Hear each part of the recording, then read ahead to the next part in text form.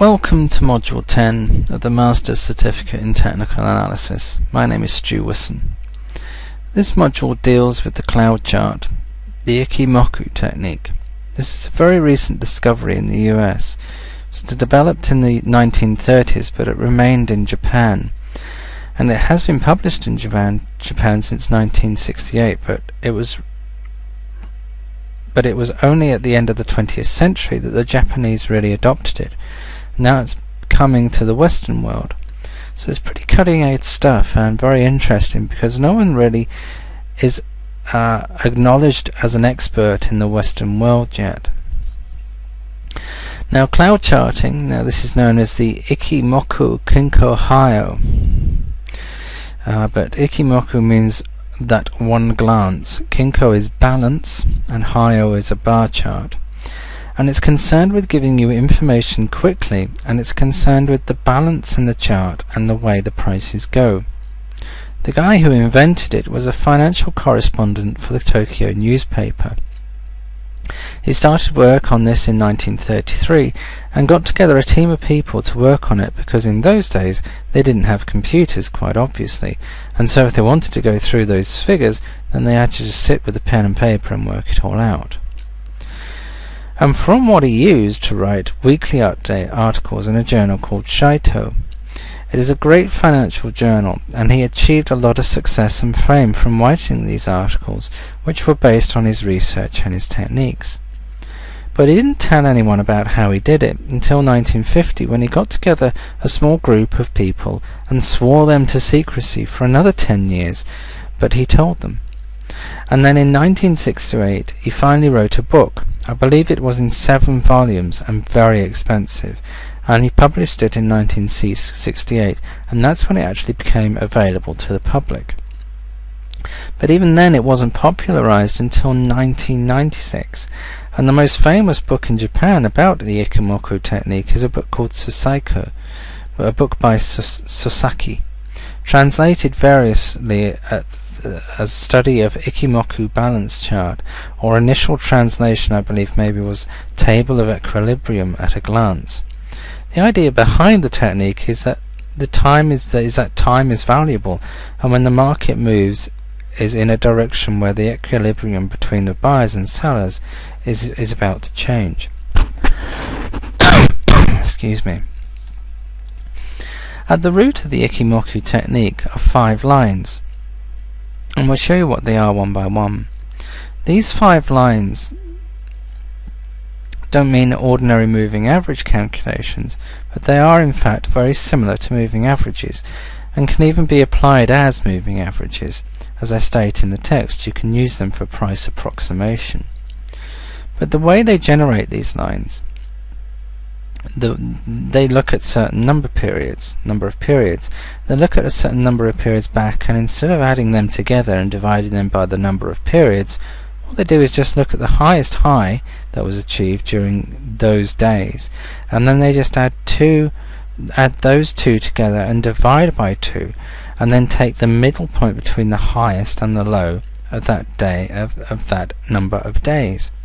Number of days, the numbers that are particularly important is in Ichimoku is 9, 26 and 52, and those were developed out of his team of people that this guy had working, and they seem to work the best. But until now they seem to work the best, but there has been some debate and ideas on the number of working days and weeks. They've been adopted but haven't been debated much, but you certainly can play with them and how you want to look into it.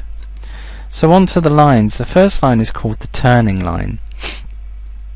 It's also sometimes called a conversion line, and this one is a 9-day high-low line. What I mean by that is that it looks at the last 9 days and it takes the highest high and the lowest low that happened in all of those days, and it calculates the middle number. As you can probably see how it's got about right, and it's similar to a 9-day moving average, but it's a little bit jerkier because of the way it is developed. You know 9 days back if there's a high or low, and then you move forward a day, then in the line there would be a jerk. So it's more jerky than a moving average, but otherwise it acts very similarly rather. The second line, the standard line, is its usual name, but it's also called a baseline. So the first line is the turning line or the conversion line, and that's the short-term line. The baseline or standard line, which I've drawn in blue, is a 26-day high-low average. So this is found by looking at the last 26 days at what's the highest high and what the lowest low, and we take the average. Look over here, we have a horizontal line, and the last 26 days from there, and you had a high and low and another high and low, and they dominate for a number of days until the line smooths out a little bit. So you can see how it's not very jerky line, but it's sort of like a 26-day moving average, and that's how in a way it can be used.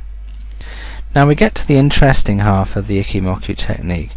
Now we get to the cloud line. The first one is called the leading span A.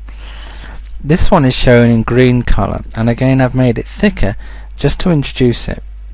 This one is the average of the previous two lines, the 9 and 26 day, but it is moved forward by a certain period. If we look at the chart here, we've taken an average of the blue and the red line, which would be about there, but we've moved it forward 26 days, and there's our green line here. So the key to the Ichimoku is the kind of shifting thing, something you don't do in moving averages, and it seems to be what works the wonders. Leading span B is the other cloud line, and it's shown here as a sort of purplish line. This quite simply is a 52-day high-low calculation in the middle of the highest high and the lowest low in the last 50 days, but again it's pushed forward by 26 days. This is the important one, and I suggest that you make this one a little bit thicker than the rest of your charting software. It's the second line for the cloud. It's a 52-day high and low average, and it's shifted forward 26 periods. So the last two cloud lines, the leading span A and leading span B, are shifted 26 days forward. Now just look at the chart with the cloud filled in, and here's the little bit bearish. Normally wouldn't happen quite like this, and this is filling in between leading span A and leading span B. And when the leading span A is on at the top, it's the short period line, so it's at the top and you're in an uptrend, and this particular colouring is sort of green-blue to show you an uptrend. There's a bit of a downtrend, and there are a massive downtrend over here, so we've been changing over colours when there are landing line swaps, and that's a very important aspect of Ichimoku. You can look at the chart and you can feel what is happening. Moving on now, the fifth line we have. The fifth line is called the lagging line, and here it is a thick green. This one is not sort of any average, this is a price line, but it's moved backwards 26 periods.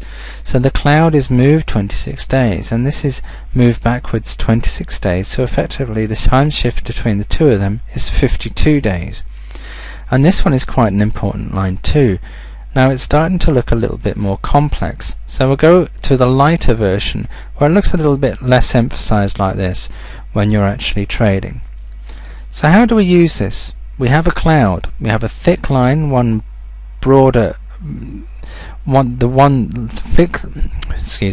a thick line, one border of the cloud, and a thin line, one border of the cloud. The cloud in general forms the support and resistance. It is most likely to be the thick line, the leading span B, which is most likely to be the resistance. But any part of the cloud can be, and quite often you will see, a price running along the edge of the cloud. As you can see here, it's running up the cloud, and it's running up the cloud, and here you can see its lagging line comes here and bounces off the top of the cloud, and then comes here and bounces off the bottom. But most of the time you'll see it pretty much bounces up here. Here it's following the bottom of the cloud. As you can see here, it dropped down in a downtrend there, but generally here we have it following the cloud going up, following the cloud going down. So the price of the lagging line tends to find support and resistance one side of the cloud or the other. Well, look at it, a different chart now. This is a cloud chart that's only a year long, that's been in a recovery. Here we can see it's in a strong uptrend.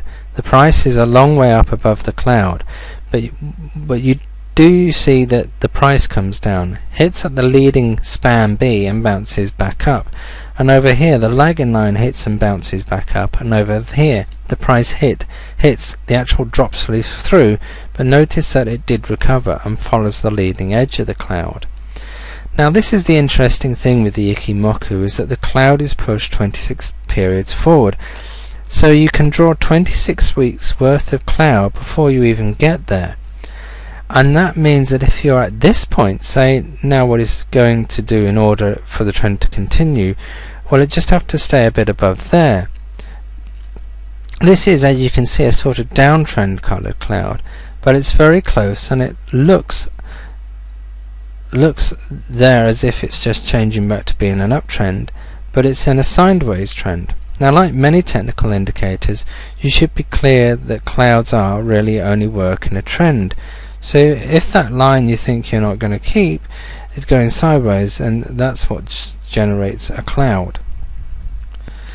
But you can see on the cloud that's ahead of it, you can see which way the trends are going. But one of the important things for a cloud chart is to look at the different time spans. And here I have the time span for the Dow. Here it goes over a much longer period, and here it goes for 15 years, and you can see that it's very strong. This is what the cloud is showing here, that's October, it's going up to. So this cloud is in the future, but it's generated from a previous time span, but it's showing a very strong uptrend. It obtained from information from over here. Let me get another look at this. As we can see, there's some bouncing off the baseline of the Dow, and here's more bouncing. Here the lines are getting really closer, and what you really see happening is obviously it's somewhat sideways and then somewhat downtrend, more of a downtrend. But again, up here it's basically bouncing at the bottom cloud line. Here, interestingly, it goes through, but it does come back up and follow the line forward, but it drops, and that is the financial crisis. So again, you can look for these aspects, whether it's the lagging line or the price line, it bounces off the cloud, and what primarily engagement is actually when the lagging line comes through the cloud. It does tend to lag because it is late, and of course the lagging line can't be drawn until 26 periods. So some people use the line bursting through the cloud as a sign of a reversal. But it's more inclined to be more of a force sign than the lagging line. But the lagging line is waiting until it can give you some clue. So let's just summarize about what we've just said here. When the price is running above the cloud, the price is usually blue, or whatever color you've set for it, and it's above then usually, and it's usually a bullish market. And similarly, if the price is running below, then usually it's a pink cloud and it's a bearish or a downtrend market. Those are the two observations. When the price goes into the cloud, it depends which side it goes from. If it comes down into it from a bullish side, it's still regarded as a bullish market, even though the price is within the cloud. And similarly, if the price comes up from below, it's still regarded as a bearish market. But of course, when the price is in the cloud, there's always a chance of it to go through to the other side, and that would be the reversal. So you have to keep an eye on that. The cloud gives you support and resistance. We've covered that in depth while looking at the charts. I'll tell you to pull this up on your charting software and just go through. This one I haven't mentioned so far, thick clouds. They are wide clouds that show an accelerating trend. They're quite simple really. This is because the leading span A is running away from leading span B, so basically it's accelerating. But the opposite side of that is thin clouds, showing that the trend show that the trend could change. Now the primary signal is, as I said, in the lagging line crossing, but that may be a little late for you, and the alternate is that the price line can cross and give you a signal. What I suggest you do is look back historically from the chart and see what particular security is promising. Quite often the price line won't give too many false signals, and it will give you earlier signals for trade. So have a look at it and see price line giving false signals and going back up, but otherwise just choose which one seems to be working the best. And the last one, the changing color cloud, shows the trend change. You don't take that as a signal as such. You look for other signals for the trend change. And what I mean by this is that because the cloud changes color, that makes the trend change very clear. And that takes us back to the idea of the facts at one glance. The Ichimoku technique is at one glance. And once you get used to it, you can just come through a lot at a glance and instantly see what's happening. The next module, module 11, is a very important module, and it's on money management and computers. Computers, obviously, they have uses, and we'll go through that. Money management is the thing that's really important. You should have and then you can have a mediocre trading system with good money management, and you can be happy and you will make money. If you have the best trading system in the world and you don't know what you're going to do with your money, you will go broke very quickly. So that would be the lesson that's emphasized next time. So I look forward to talking to you then.